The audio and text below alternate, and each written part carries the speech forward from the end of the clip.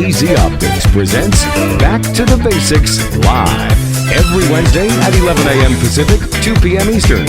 A high-definition broadcast on Facebook. Focusing on camera line tutorials with our Chief Screening Officer, Paul Richards, and our Social Media Manager, Tess Protesto. Back to the Basics Live. New videos every Wednesday.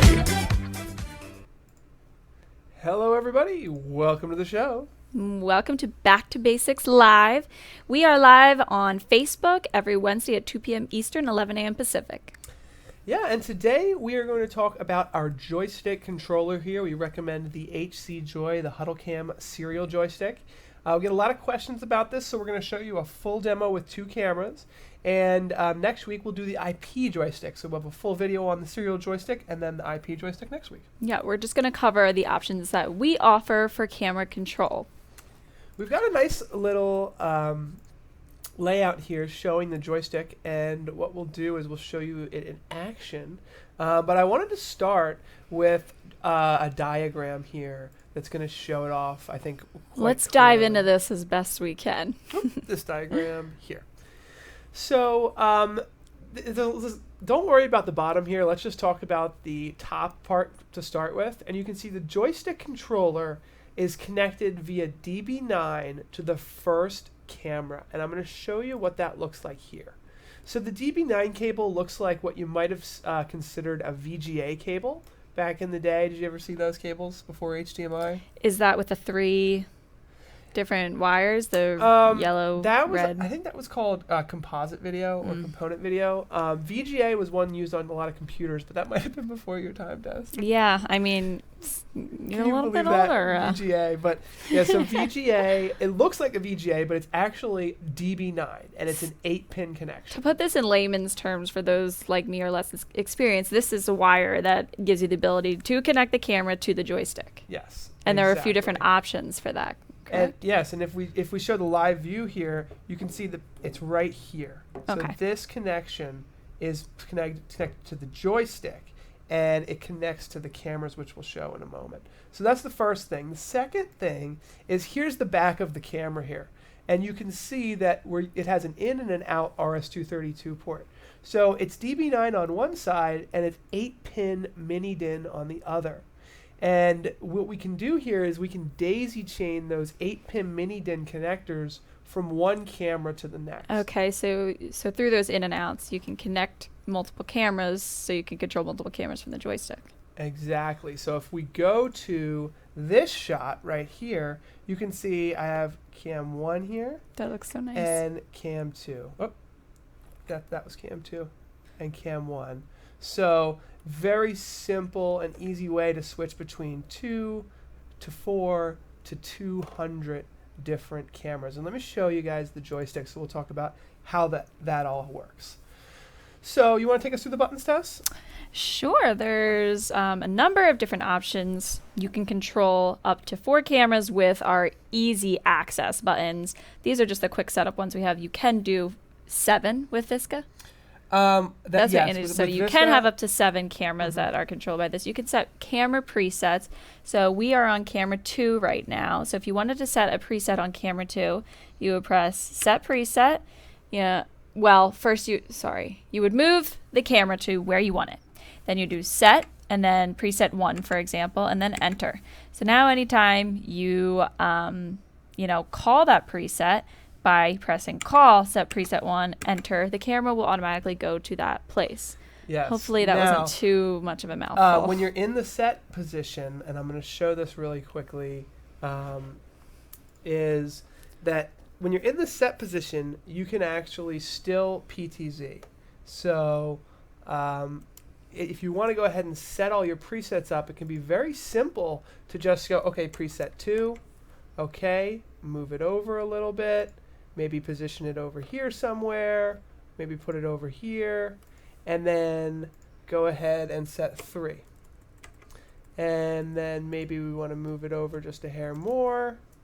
We want to go over here, and then we will set 4. So now I've set all of those presets.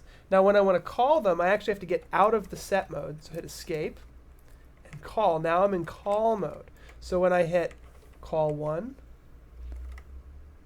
call 2 or call 3, you can see these going back and forth, and I think it's fairly straightforward how that works. So that's pretty much the setup there. David's leading us to a good point. He's asking about the autofocus.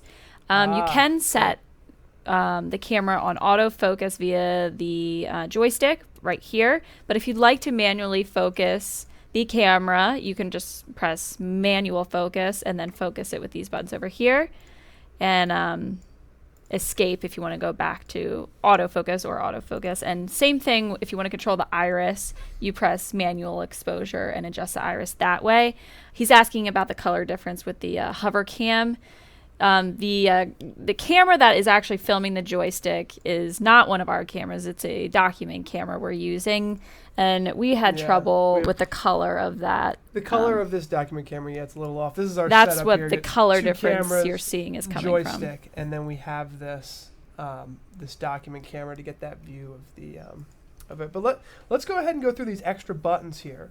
So, like Tess mentioned, this is completely redesigned because we have cam 1, 2, 3, and 4, and we found out that 95% of our customers are using 4 cameras or less. Okay. So we Makes thought, sense. let's dedicate a whole corner to that. And then if you need to go to your 5th camera, you hit the address button.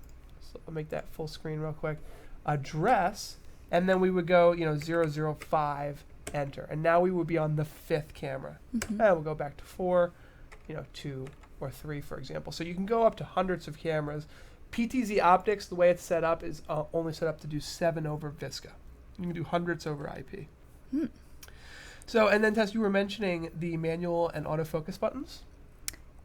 Yes. So it comes with autofocus, right? And that can be tricky to adjust. But if for some reason you do want to manually focus your camera, you could just simply select manual focus and then adjust that here. Do you want me pressing the buttons? Yeah, why not? And I think the point there is that if you have it in autofocus, Back to autofocus. the focus buttons will do nothing at all. These won't do anything if it's in autofocus. It has to be in manual focus mode for these to do anything. For Good point. The focus. And same thing with manual exposure. If you do want to adjust the exposure via the iris controls, you'd have to press manual exposure and do that there and go back to auto exposure.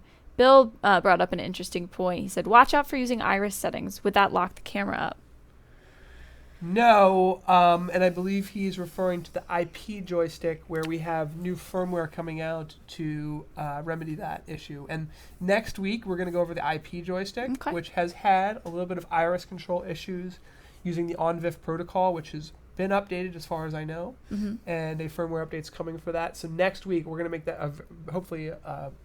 next week's going to be a lot harder than this test. Is it? We're going to have to do a little more. The IP joystick is much more in-depth and involved than the serial joystick. And I think it would be, okay to talk about the fact that the serial joystick is definitely something for mobile setups, right? Where you don't have a network, where you just want to hardwire everything. It's tried and true. It's very simple, and it's serial cable, and it's instantaneous. There is a little bit of latency, maybe half a second to a second with the IP joystick. This is instantaneous speed, and one of the things I'll show here is let's go ahead and just show how instantaneous it is. So there I'm going left. Do you want to pull up the shot from the camera we have set up with SDI? That's a good idea. And just sort of show them the ease of motion. Side by side, yeah. I know I've gotten questions before, how fast does it appear, or how slow can you pan and tilt and zoom? Let's go ahead and set up one extra little layer like I have set up here with side by side. How slow you can zoom. The joystick's kind of fun to play with. Some people like having that, physical piece of hardware to control the pan, tilt, and zoom functions of their camera. And by twisting the joystick clockwise, you can zoom in and counterclockwise to zoom out. There you go. And here I think we should be able to show you. You have to switch to cam 1, I think. Okay. Simply press cam 1. I have control. Is it cam 2?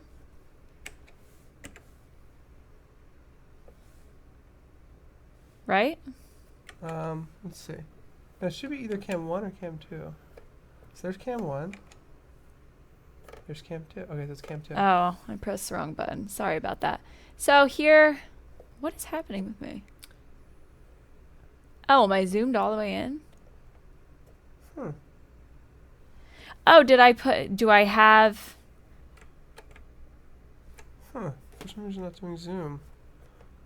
Well, this is the worst possible thing that could happen. Moving on, I guess. I'm not sure why that...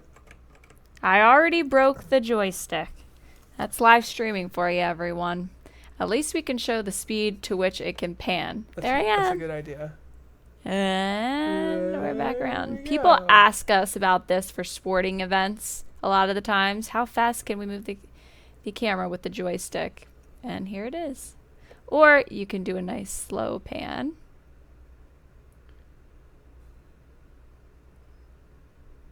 And there you have it. We must have grabbed the one joystick that this is not darn tootin' working for. I was just using it earlier, though. It's so odd. Or I just broke it. Either way, there's two of the three functions. There is one other thing I wanted to mention, and I think it will actually show off nicely here, is that there is a secret preset.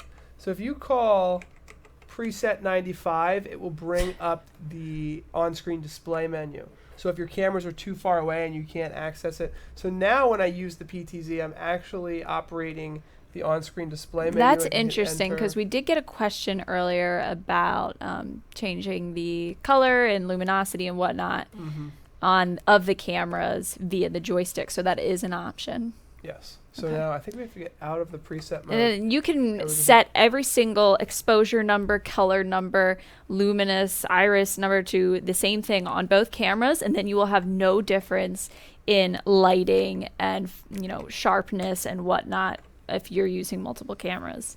Yeah, that's a way to good make point. them all exactly the same. Yeah, and that has been, I guess someone has asked you about that before. Yeah, well, he was mentioning, is there a difference? Because he was referring to the document camera, I think, but he said, oh, why are they different colors? And I said, you can make them the same colors, our cameras at least. I'm not sure about the document camera. I think Frank is right. Let's go ahead and try Power Cycle since we were playing with so many settings. But anyway, let's run the outro, and we will go ahead and see you guys in the post show and answer all the questions that you might have.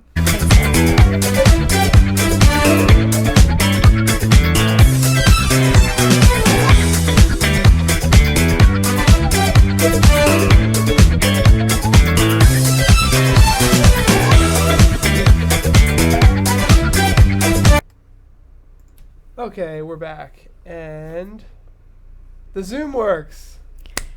Frank saved the day. Thank you, Frank. The Zoom does work. I think that if... Show them it honestly, works. It's not broken. I'm honestly not sure what was going on there. I really don't know. I touched of course it. would Every happen. time I do a video with the joystick, something goes wrong. Yeah, It's me. I know. The joystick and you just are not Best friends. Hmm. But it does work. Whew. I guess it's just one of those things. One of those things. All right. So Steve says, what is your production mixer and streaming tool? Currently, we're using vMix. We switch it up we do between a switch lot it of up, them. though. But today we're using It vMix. looks like our stinger was off there. I'll set that properly. Mike says, does Oh, preset it's too 95 work for Gen 1 joystick I1? Preset 95, Does that mean up to 95 presets? Ooh. Is that what that's a good question. What does See if that my mean? stinger's working now. There we go. What are you guys talking He's about? talking about when we did the preset 95. Let's cut to this. So we did call 95. Oh, you enter, just and it pulls up randomly the put menu there. 95. That brings up an interesting point that I don't know if we brought up.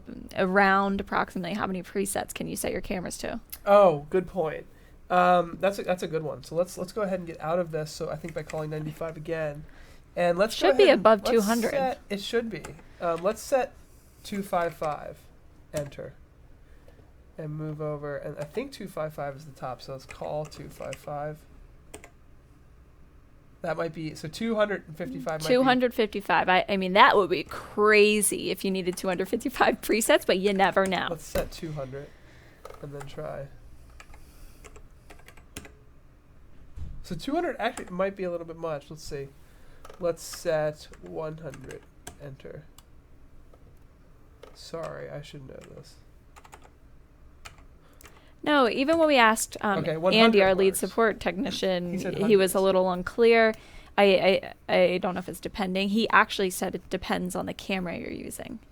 By the way, I'm going to stop the recording for our YouTube channel. We're going to upload this later, but I'm going to end it here.